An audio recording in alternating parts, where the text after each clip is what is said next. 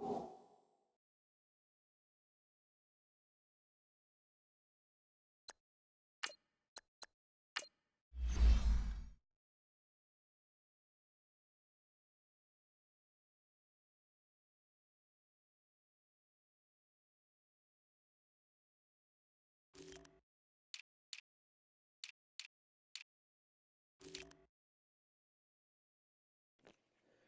did you even get food?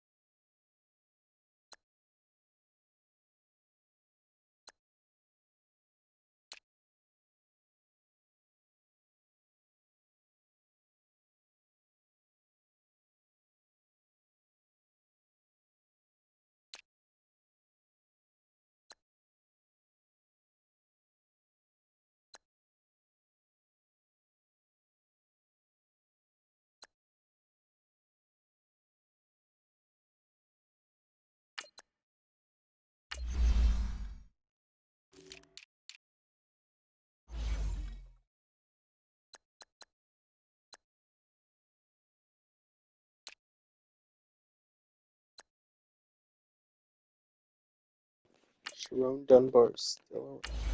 How has he been doing?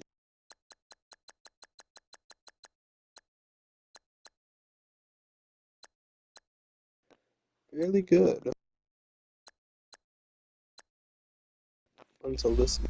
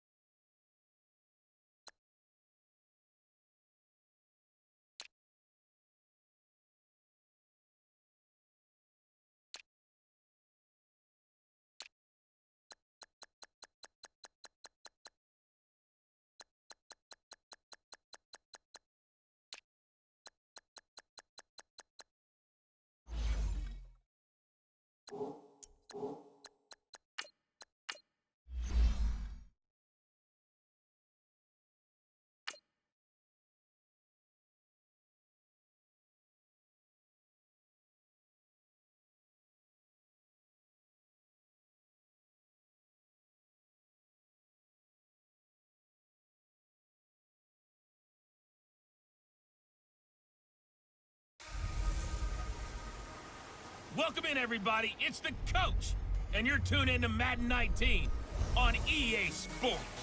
Up next, we've got what ought to be a great matchup between the Oakland Raiders and the Pittsburgh Steelers. So with that, let's get you up to Heinz Field in Pittsburgh. Standing by for the call, here are Brandon Godden and Charles Davis. All right, Coach. EA Sports coverage of the NFL brings us to the steel capital of the world, Pittsburgh, PA, and Heinz Field. The scene a few moments ago, here it is. It's unlike any other in sport as both teams made their way out of the tunnel. These folks are fired up as their guys are ready to do battle between the Oakland Raiders and the Pittsburgh Steelers. With Charles Davis, I'm Brandon Godden. Charles, we look at this Steeler ball club entering play. The beat goes on, doesn't it? A perfect 10-0 to start the campaign. And it's a good locker room to be in, too. Guys don't show up on game day hoping to win. They expect to win. And so far, they've yet to have a letdown. On the other side of the field for the visiting Raiders, they've been in a great group. Winners of 7 of their last 10 on the year.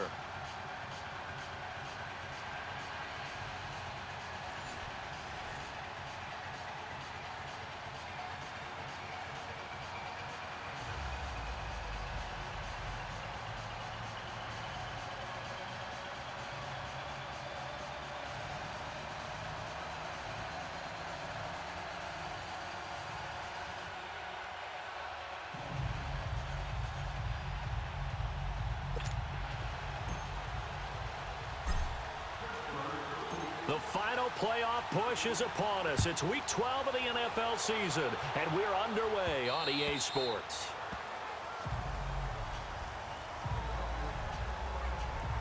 So here comes the Raiders offense now onto the field.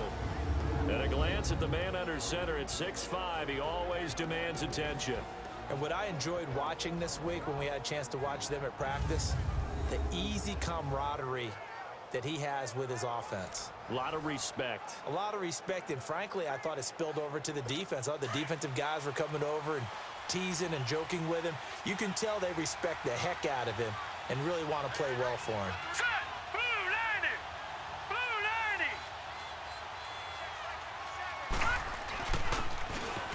And they'll go with the ground attack here. And he is met at the line of scrimmage, and he goes down right there. Officially no gain on the play, and it's second down. And this O-line, it is the lifeblood of the offense. They established the tone. Mean, nasty, physical. They can't wait to get after people. That allows the rest of the offense to feel confident.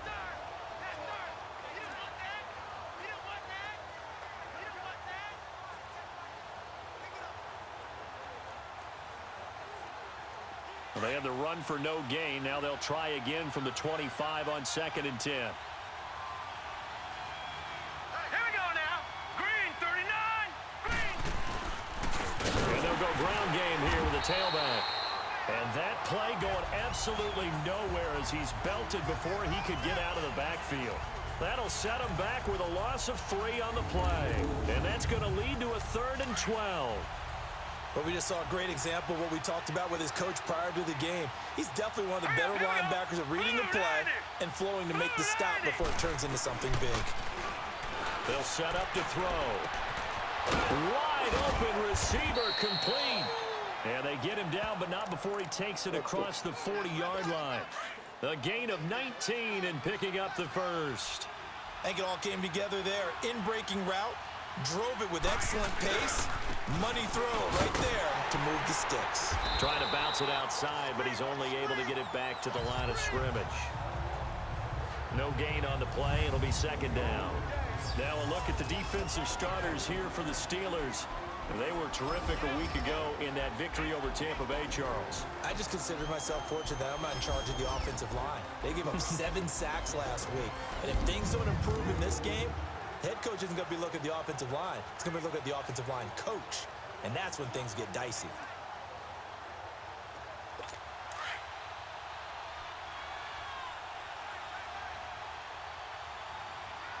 Here we go now. Back to throw now on 2nd and 10. And an alley to run. And they will be set up now as he brings this thing all the way back inside the 20. Certainly not how they envisioned ending their opening drive here in the first quarter. Too many ones in this play. First quarter, first drive, first interception thrown. And that last one, that hurts. And they'll go on the ground. Oh, good move at the 10. And he's in. Touchdown, Steelers. A great play there with touchdown number 29, too short of LaDainian Tomlinson's all-time record 31. And the Steelers have taken a first quarter lead. Brandon, my man, just one sentence for that one. Clinic. And that's what they've done. They lead the league in points per game this season, but it's been quick strikeability as we saw on that drive. I think they're actually intimidating defenses because they're back on their heels right away, wondering where it's going to come from, how they're going to hit them. This group is well organized, well coached, extremely confident in what they do. Elliott now to kick this one away.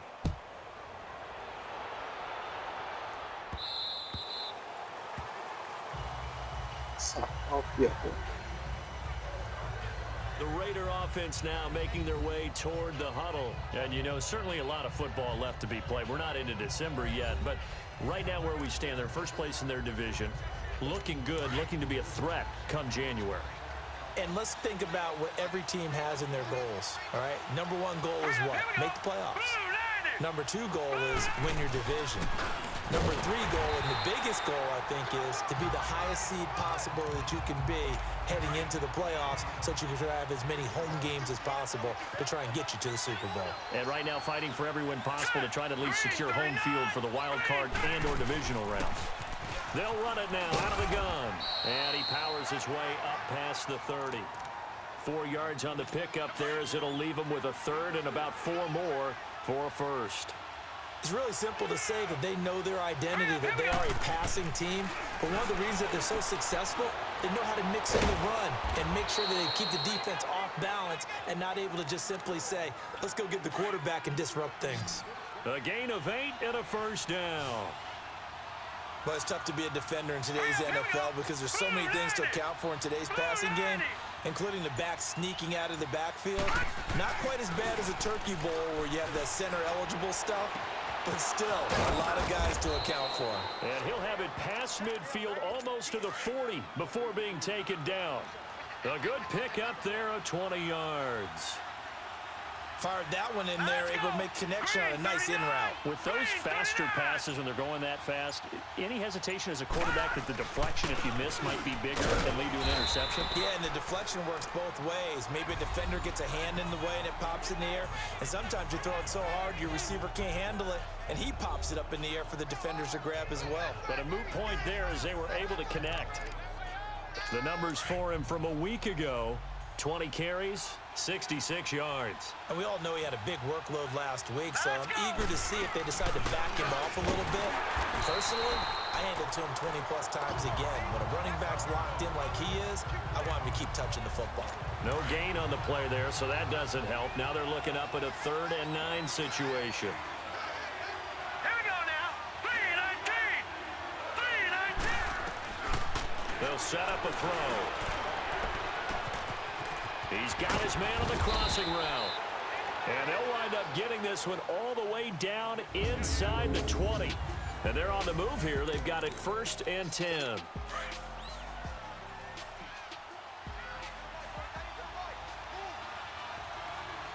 we go now. 3-19. And on the ground they go with the running back. And he'll be stopped after a gain of only a couple down to the 15-yard line.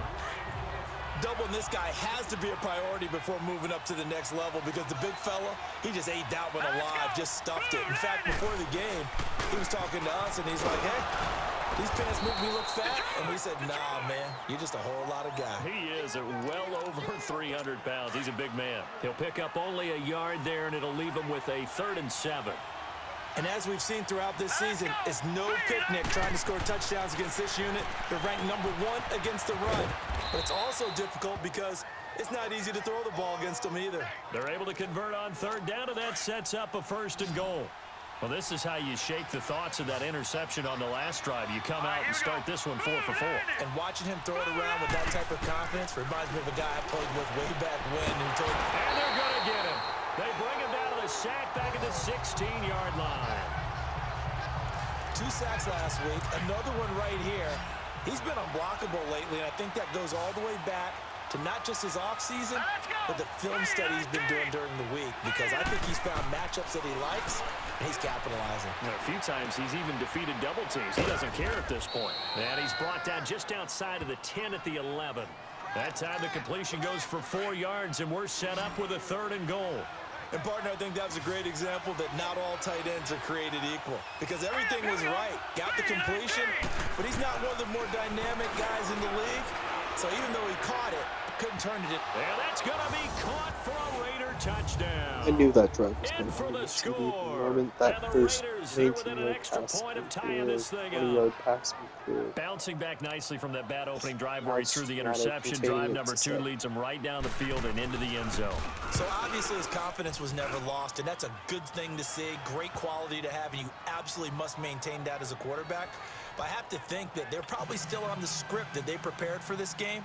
Just the second drive, they've worked on these plays all week in practice. Put them to good use on that one. And this will not be returnable. It's out of the back of the end zone for a touchback.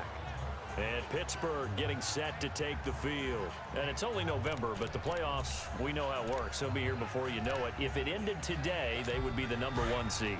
And that's a great spot to be in, but I love the phrase, if it ended today. And I'll guarantee you, that's what they've discussed in their locker room, in their meeting room.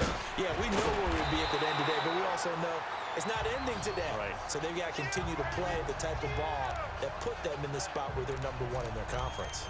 Anytime you eclipse 100 yards rushing, you deserve the acclaim that comes with it, and he got it. AFC Offensive Player of the Week last week. And wasn't up around 200, wasn't in a crazy, crazy game, but very good, solidly in that driver's seat to win that award, and he did. And he'll take this to the other side of midfield before going out of bounds. It'll be a gain of 17 and a Pittsburgh first. Let's make this one simple. What a catch, especially the finishing part of getting his feet in bounds, toe tapping, and of course, foot dragging. Little tapestry, if you will. Oh, I like it. They'll look to throw. He's going to float this one. This is caught inside the 15.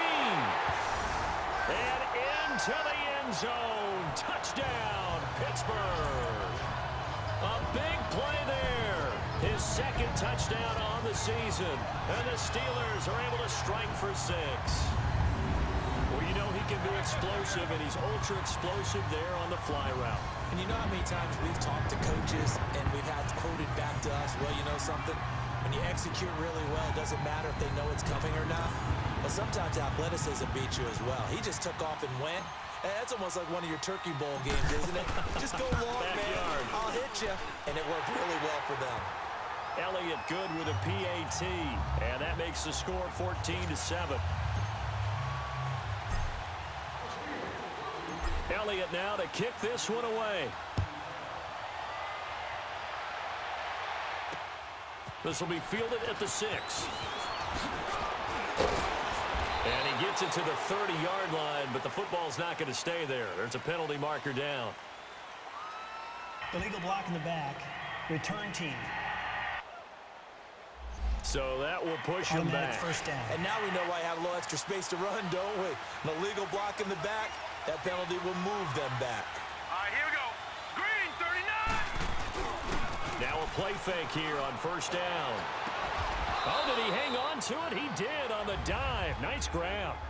1:58 to go in this first half of play. A reminder, once we hit halftime, as we do all season, we'll send it down to Jonathan Coachman in Orlando. He'll have all the stats and scores from games in progress around the NFL. The best multitasker in the business, the coach. And he'll go down right around the 47 this time. Give him 9 there on the first down completion. From the shotgun, he'll look to throw. Firing quickly here, and that's complete. And taking it across midfield and inside the 45. They've got another first down. The Raider passing game clicking on all cylinders right now. Let's go.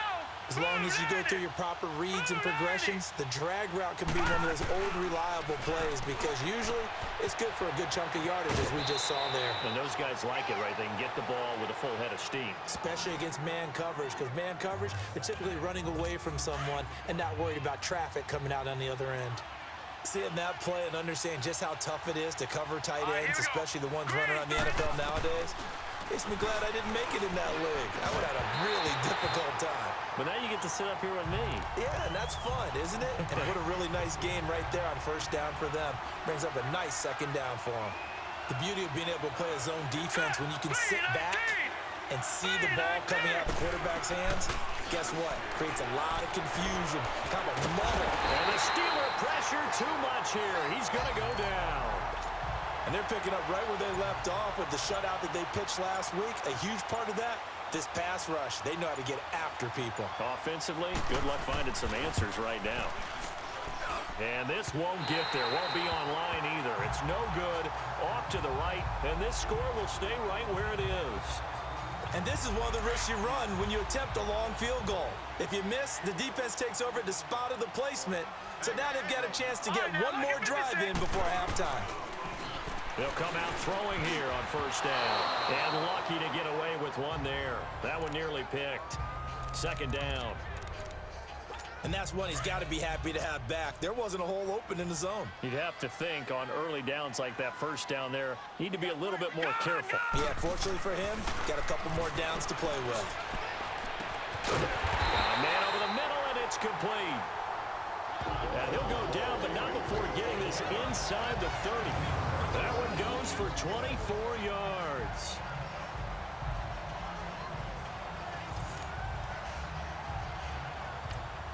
Now the Steelers use the first of their 3 timeouts as they'll stop the clock with 12 seconds to go in this first half.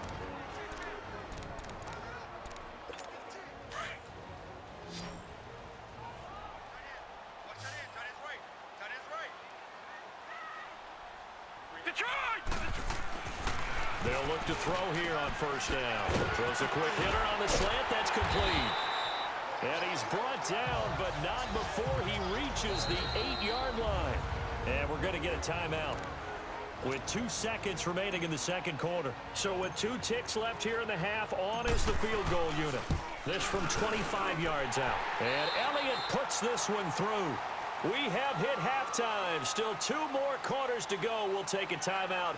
We'll be back after this. You're watching the NFL, and it's on EA Sports.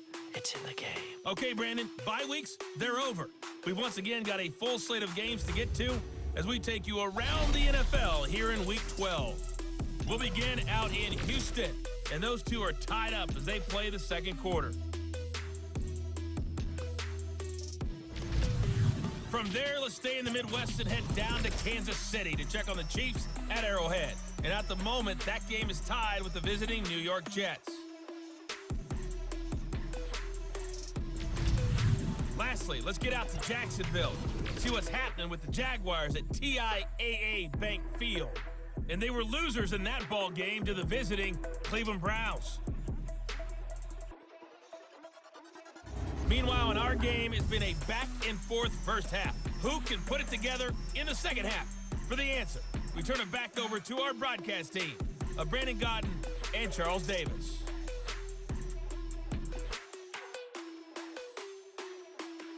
All right, Coach, thank you, and we welcome everyone.